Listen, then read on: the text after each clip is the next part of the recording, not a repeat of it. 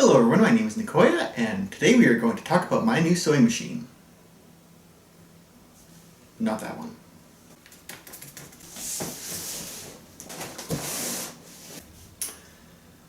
Alright, this is the Brother PE800 embroidery machine.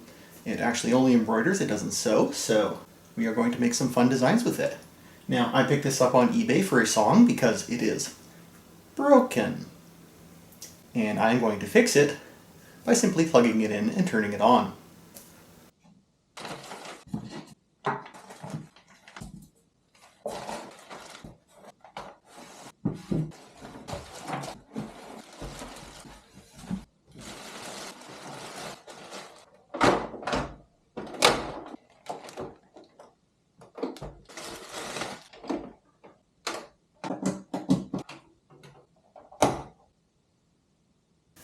Alright, we got the machine unpacked and set up here, and it is looking pretty good. It's got a little bit of wear and tear on it, some scuffs here and there, but all told, it's looking alright. Nothing's majorly broken. Now, I gave this a quick once over to see if I could see the problem, and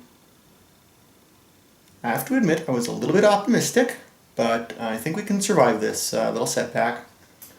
The problem that I have seen is in the presser foot. So let's zoom in and take a closer look. Alright, we are zoomed right into the business end of the machine here, and we can see we have our needle and our presser foot, and there is a little bit of a scar on the presser foot right here. And what I think is happening is this presser foot has been worn out and is loose enough now that if it gets in the wrong position there, try and see if I can get the needle to drop and hit. So basically the needle is almost, I think it actually is hitting the side of the presser foot when it's tilted over to the side here. Now it's possible that we could embroider something without this crashing into the foot here, but I'm not really confident in that, and I don't want pieces of shattered needle like shooting into my eye. And so what I'm going to do is I'm going to try substituting the free motion quilting foot from my other Brother machine. It looks like it should work. So let's give that a try.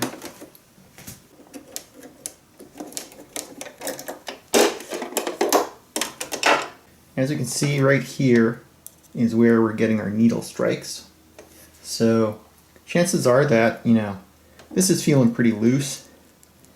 And so I'm going to get a new one of these. But in the meantime, I'm going to try substituting this one and see if we can give at least the rest of the functions a test.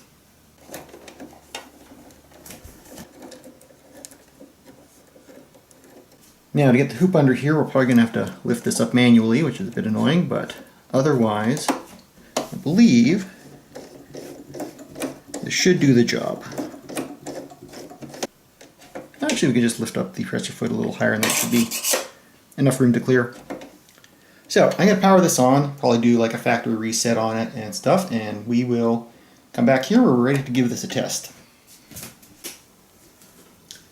Okay, so picking back up where we left off here, I just spent a few minutes selecting the design, hooping up some muslin here with some stabilizer underneath it, and I've got a selection of colors picked out, and I had to sort of manually guess at some conversions here because I have Janome colors and this only listed in Brother colors, but my plan is mostly to be using this machine for my own design, so that's not going to matter. So for now, it might look a little off, but we'll be fine. So I've got my quilting foot in there from my other machine, from my Brother CS6000. I think it'll be fine, but I'm a little concerned that if it get too close to the right edge of the hoop here, it might hit the hoop because it's a little bit lower on that side. So I do have a new foot that's designed for the machine ordered up, and so that should be here in a few days, but for right now, let's send it.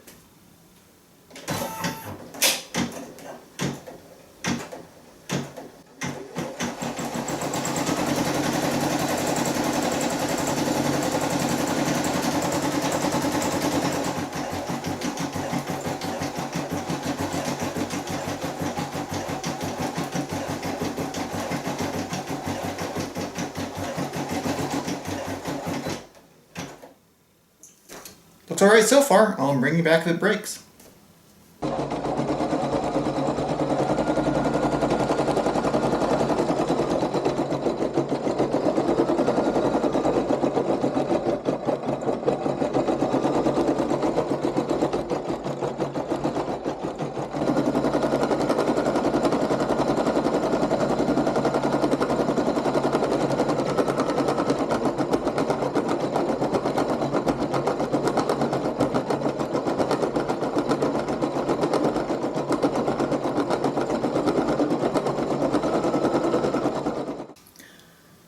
Alright, so our embroidery is done, and as you'll probably see in a clip I'll splice in there.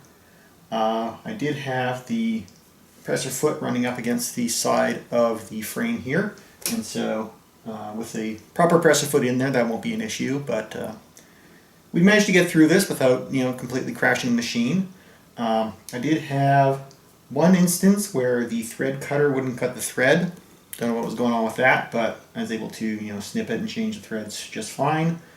We do have a couple of sunk threads on the bottom here. Hopefully that isn't completely blown out. Let me see. There we go. We do have a few sunk threads on the back side here, which is not a big deal. We have pretty good tension. We're not pulling the bottom thread to the top, which is the main issue you want to avoid. You could probably go down a little bit on the tension on the top, maybe. I don't know. We do have some pulling of the weave here, but this is a obviously cotton muslin. So anyways, the point about this, why I made this video, is that for $20 I'm going to put a new foot on this, and everything else is working. List price this machine was like $1,200. I got it for quite a bit less than that, and quite a bit less than these usually go used. So these are not complicated machines. There's a very simple motor mechanism in here that drives the needle, drives the hook on the bobbin. It doesn't have a feed dog mechanism or anything like that in there. Even if it did, feed dog mechanisms are not complicated. They're just a few shafts, a few linkages. Don't be afraid of these things. If it's not working, look at what it's doing. Use your brain. Say like, hey, is the needle hitting the foot? Why is that? In our case, the foot was all loose and worn out because it had too many stitches on it. I just run long enough that it wore out. So again, for $20, a new foot, this could have been back in service with whoever had owned it previously. But their loss is my gain. So there you go.